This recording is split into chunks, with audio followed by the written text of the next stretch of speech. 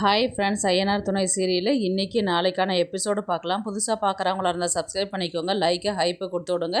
வாங்க வீடியோக்குள்ளே போகலாம். சனிக்கிழமை எபிசோடு எதில் முடிச்சிருப்பாங்கன்றது பார்த்தீங்கன்னா, நிலா, சோழன், சேரன் எல்லாருமே வந்து சந்தாவை தேடிட்டு வந்து பார்த்திங்கன்னா பீகாருக்கே போயிருப்பாங்க. அங்கே வந்து பார்த்திங்கன்னா ஃபுல்லாக தேடி எங்கேயுமே அவங்க வீடு கிடைக்காதனால அனீஷ்க்கு கால் பண்ணி காலும் அவர் எடுக்காதனால ஒரு ஹோட்டலில் ரூம் எடுத்து தங்குற மாதிரி தான் போவாங்க. அப்படியே எபிசோடு வந்து முடிப்பாங்க. இன்றைக்கி வந்து பார்த்திங்கன்னா அந்த எபிசோடில் வந்து பார்த்திங்கன்னா அன்னைக்கு வந்து சனிக்கிழமை கரண்ட் ஆஃப் ஆகிடும். சேரன் வந்து ரொம்பவே பயப்படுவார். அதுக்கப்புறம் நிலா வந்து பார்த்திங்கன்னா இருங்க லைட்டை ஆன் பண்ணுறேன்னு சொல்லிட்டு ஃபோனில் இருக்கிற டார்ச் லைட் வந்து ஆன் பண்ணி விடுவாங்க. அதை பாருங்கள் லைட் எரியுது, பயப்படாதீங்க, முதல்ல எழுந்துருங்க அப்படின்ற மாதிரி தான் வந்து அவங்க சொல்லுவாங்க. அதுக்கப்புறம் வந்து பார்த்திங்கன்னா சேரன் தான் ஓடி வந்து என்னப்பா லைட் ஆகிடுச்சு, கரண்ட் ஆஃப் ஆகிடுச்சு, பயப்படுறீங்களா என்ன அப்படின்ற மாதிரி தான் வந்து கேட்டதுக்கு சேரன் வந்து என்ன சொல்லுவார், நாங்கள் என்ன சின்ன குழந்தையா, நாங்கள் எதுக்கு பயப்பட போகிறோம் அப்படின்ற மாதிரி தான் வந்து சேரன் வந்து சோழன் சொல்லுவார். உடனே நிலா வந்து என்ன சொல்லுவாங்கன்னா அவங்கள பார்ப்பாங்க, சோழனை பார்ப்பாங்க. உடனே வந்து கால் பண்ணுவாங்க. நிலா வந்து கீழே வந்து ரிசப்ஷனில் கால் பண்ணி இது மாதிரி கரண்ட் எப்போ வரும்னு கேட்டதுக்கு இதை உடனே ஜென்ரேட் ஆன் பண்ணுறோம் அப்படின்ற மாதிரி சொல்லுவாங்க. ஆன் பண்ணதுக்கப்புறம் பார்த்திங்கன்னா கரண்ட் வந்துடும். கரண்ட் வந்ததுக்கப்புறம் எல்லோரும் அங்கே உட்காருவாங்க. உடனே வந்து பார்த்திங்கன்னா அனீஷ் கால் பண்ணுவார். சேரன் வந்து கால் எடுத்துகிட்டு டே அனீஷ் கால் பண்ணுறான்டா அப்படின்ற மாதிரி சொன்னதுக்கப்புறம் எடுனா அப்படின்ற மாதிரி வந்து சோழன் சொல்லுவார். அதுக்கப்புறம் அனீஷ் வந்து கால் பண்ணுவார். இந்த மாதிரி காலையில் கால் பண்ணியிருந்தீங்க, அந்த இடத்துல ஆள் இருந்தாங்க, அதனால் என்னால் பேச முடியல, எதுக்கு கால் பண்ணியிருந்தீங்க அப்படின்ற மாதிரி தான் வந்து அனீஷ் வந்து கேட்பார். உடனே சேரன் வந்து உங்கள் ஊரில் தான் இருக்கிறேன் அப்படின்ற மாதிரி தான் வந்து சொல்லுவார். என்னது பீகாருக்கு வந்துட்டிங்களா, அதுலேயும் இந்த வீட்டாண்டையா இருக்கிறீங்க அப்படின்ற மாதிரி தான் வந்து அவர் கேட்பார். ஆமாம் அனீஷ், நான் எந்த இடம்னு சொல்லிட்டு காலையிலேருந்து வீடு வீடாக தேடிட்டு இருந்தேன், எந்த வீடுன்னு தெரியாது தான் உனக்கு நான் கால் பண்ணேன், நீ எடுக்கவே இல்லை அப்படின்ற மாதிரி தான் வந்து அவரும் சொல்லுவார். அப்படிங்களா, இப்போ எந்த இடத்துல இருக்கிறீங்க, என்ன ஹோட்டலில் தங்கியிருக்கிறீங்க அப்படின்னு சொல்லிட்டு அவர் அனீஷ் வந்து கேட்டதுக்கு இந்த மாதிரி பேர் சொல்லி ஃபேமிலி ரெஸ்டாரண்ட்டுன்ட்டு ஒரு ஹோட்டல் இருக்குது, சரி நான் காலையில் 10 மணிக்கு வந்து உங்களை பார்க்குறேன் அப்படின்னு சொல்லிட்டு அனீஷ் வந்து காலை கட் பண்ணிவிடுவார். உடனே வந்து பார்த்திங்கன்னா பாண்டியன் வந்து கால் பண்ணுவார். எங்கே இருக்கிறேன்னு டென்ஷன் ஆகிட போகிறான், முதல்ல பாண்டியன்கிட்ட பேசுனா அப்படின்ற மாதிரி தான் வந்து சேரன் சொல்லுவார். அதுக்கப்புறம் வந்து சோழன் தான் வந்து சொல்லுவார். சோழன் வந்து என்ன சொல்லுவார்ன்றது பார்த்திங்கன்னா, அண்ணா பாரு அனீஷ் கால் பண்ணணுன்னு எவ்வளோ சந்தோஷம் பாரு, நாளைக்கு சந்தா பார்க்க போதுன்ற ஒரு ஹாப்பி தானே, லவ் பண்ணுற பொண்ணை பார்க்க போகிறன்னும் போது எவ்வளோ அது முகத்தில் சந்தோஷத்தை பாரு நிலா அப்படின்ற மாதிரி சோழன் சொன்னதுக்கு பின்ன இருக்காதா அப்படின்ற மாதிரி தான் வந்து நிலா சொல்லுவாங்க. நான் கூட நிலா எங்கன்னா வேலைக்கு போயிட்டு வந்தேன்னா வீட்டுக்கு வந்து உன் முகத்தை பார்த்ததுக்கப்புறம் தான் எனக்கு சந்தோஷமாக இருக்கும் அப்படின்ற மாதிரி தான் வந்து சோழன் வந்து சொல்லுவார். அதுக்கு நிலா வந்து எனக்கு தூக்கம் வருது அப்படின்ற மாதிரி சொல்லுவாங்க. ரொமான்ஸாக பேச விட மாட்டியே அப்படின்ற மாதிரி தான் வந்து சொல்லுவாங்க. அதுக்கப்புறம் வந்து பெட்டில் ஃபுல்லாகவே அவங்க கவர் பண்ணிவிடுவாங்க. நீங்கள் தூங்கலையா அப்படின்னு சொல்லிட்டு கேட்டதுக்கு சோழன் என்ன சொல்லுவார்னா, பெட்டு ஃபுல்லாக கவர் பண்ணிட்டேன், அப்புறம் எப்படி படுப்பாங்க, எக்ஸ்ட்ரா பெட்டு நான் வேணால் சொல்லட்டுமான்னு கேட்டதுக்கு அம்மா தாயே நானே சொல்லிக்கிறேன் நீ படு அப்படின்ற மாதிரி தான் வந்து சோழன் வந்து சொல்லுவார். கால் பண்ணி இந்த மாதிரி பெட்டு ஆவோ பையா அப்படின்ட்டு கிண்டலாக பேசின்னு இருப்பார், ஹிந்தி தெரியாத. உடனே நிலா வந்து சிரிச்சுக்கிட்டே வந்து பார்த்திங்கன்னா நைட்டு போயிடும். அடுத்த நாள் காலையில் வந்து பார்த்திங்கன்னா இவங்க எல்லாம் ரெடி ஆகிட்டு உக்காண்ட்ருப்பாங்க. அடுத்தது வானதியும் பாண்டியனை தான் காமிப்பாங்க. பாண்டியன் வந்து வானதி கொண்டு வந்து வீட்டில் விடுவாங்க. அந்த நேரம் பார்த்தா அவங்க அம்மா வெளியில் வருவாங்க. ஏய் நீ எதுக்குடா இவ்வளோ கூட்டிகிட்டு சுற்றுற அப்படின்ற மாதிரி கேட்டதுக்கு, இல்லை வீட்டில் தான் விட வந்தேன் நான் அப்படின்னு, முதல்ல நீ கிளம்பு அப்படின்னு சொல்லிட்டு இவங்களை வானதி வீட்டுள்ள கூட்டிகிட்டு வருவாங்க. எதுக்குடி அவங்க கூட சேர்ந்து சுற்றிக்கிட்டு உக்காந்துக்கிற அப்படின்ற மாதிரி தான் வந்து வானதி அம்மா வந்து கேட்பாங்க.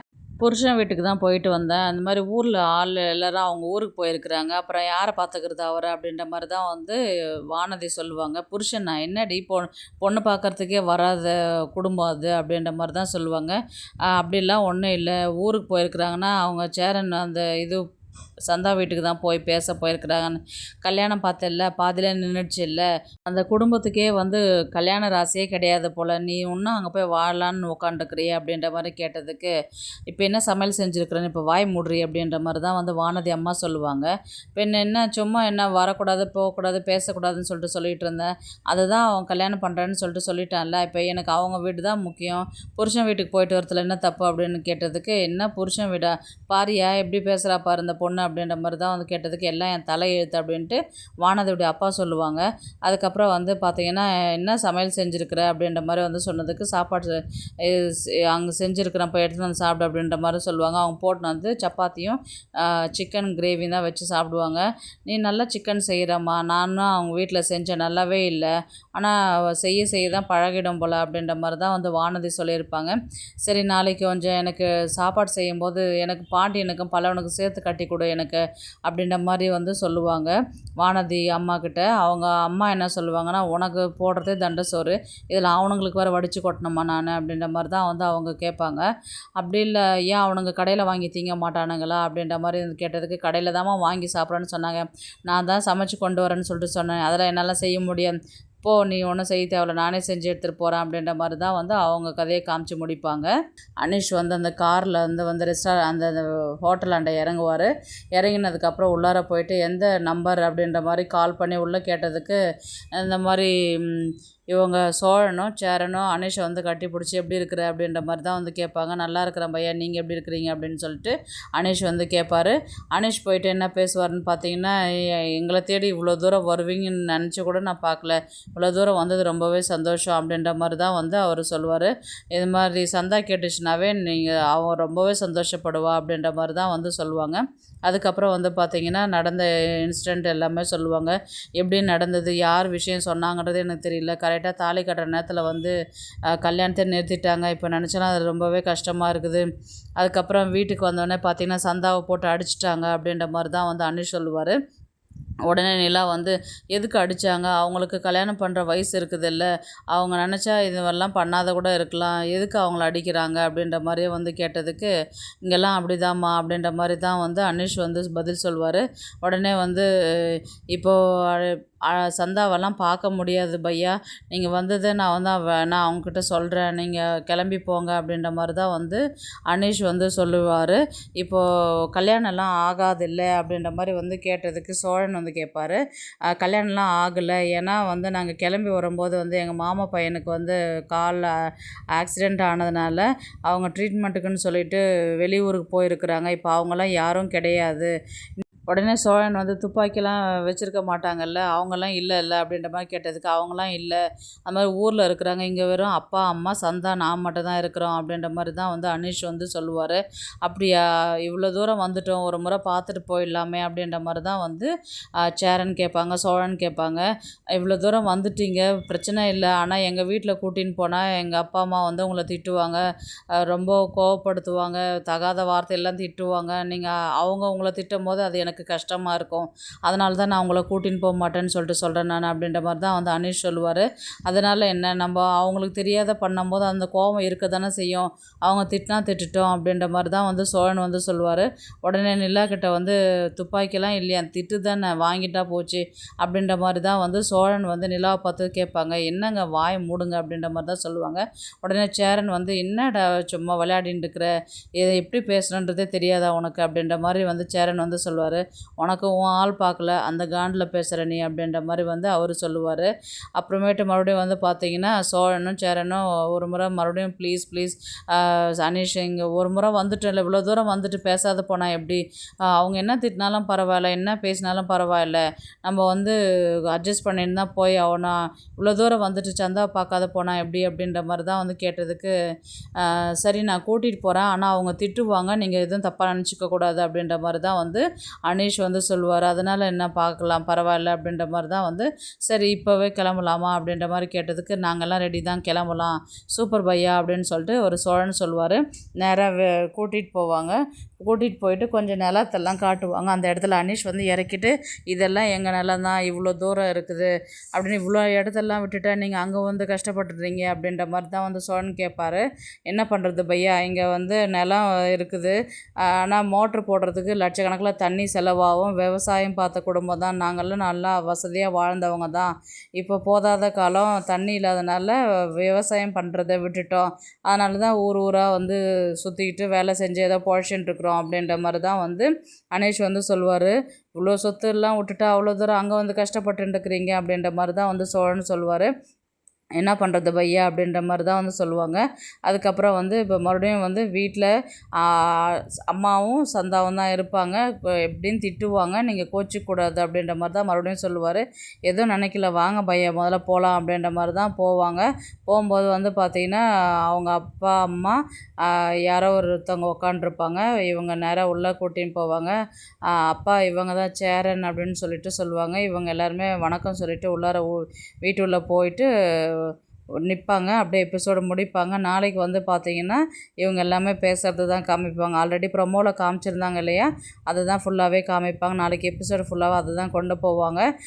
இவர் சேரன் வந்து வணக்கம் சொல்லிவிட்டு, சோழனும் வந்து வணக்கம் சொல்லிட்டு போவாங்க. அதுக்கப்புறம் வந்து அனீஷுடைய அப்பா வந்து கோவப்பட்டு திட்டுவார். இவங்களெல்லாம் எதுக்குடா வீட்டுக்கு கூட்டிகிட்டு வர, உனக்கு அறிவு இல்லையா, கூட பிறந்த தங்கச்சிக்கு நீ இந்த மாதிரி எல்லாம் பண்ணுவியா, ஒன்றுத்துக்கு எது பிச்சைக்காரவங்களாம் இருக்கிறாங்க, இவங்கள போய் எதுக்கு நீ இங்கே கூட்டிகிட்டு வந்த நீ அப்படின்ற மாதிரி தான் வந்து அவர் அனீஷுடைய அப்பா வந்து திட்டுற மாதிரி தான் இருக்கும்.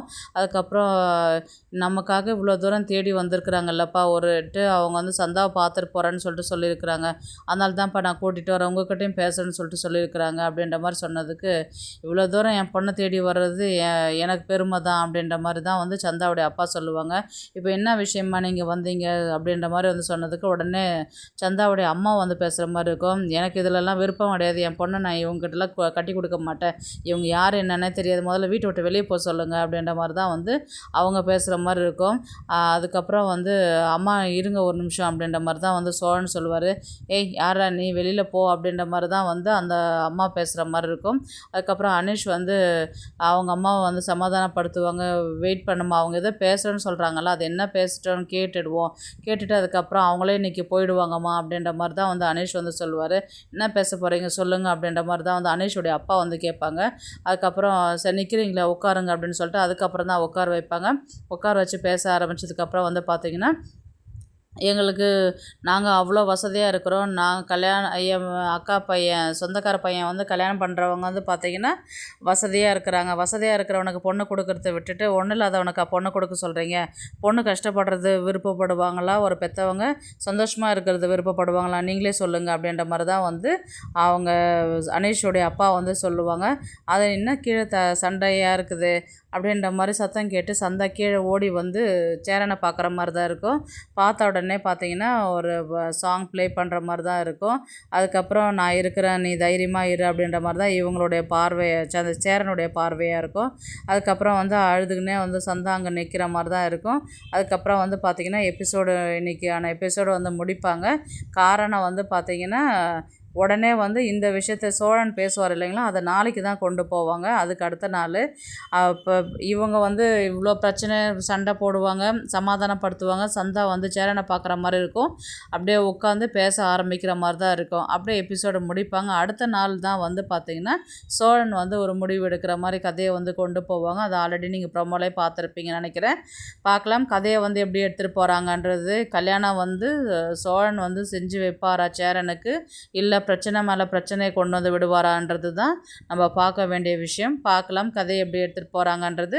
இந்த வீடியோ உங்களுக்கு பிடிச்சிருந்தா ப்ளீஸ் லைக் பண்ணுங்கள், ஷேர் பண்ணுங்கள், சப்ஸ்கிரைப் பண்ணுங்கள். தேங்க்ஸ் ஃபார் வாட்சிங்.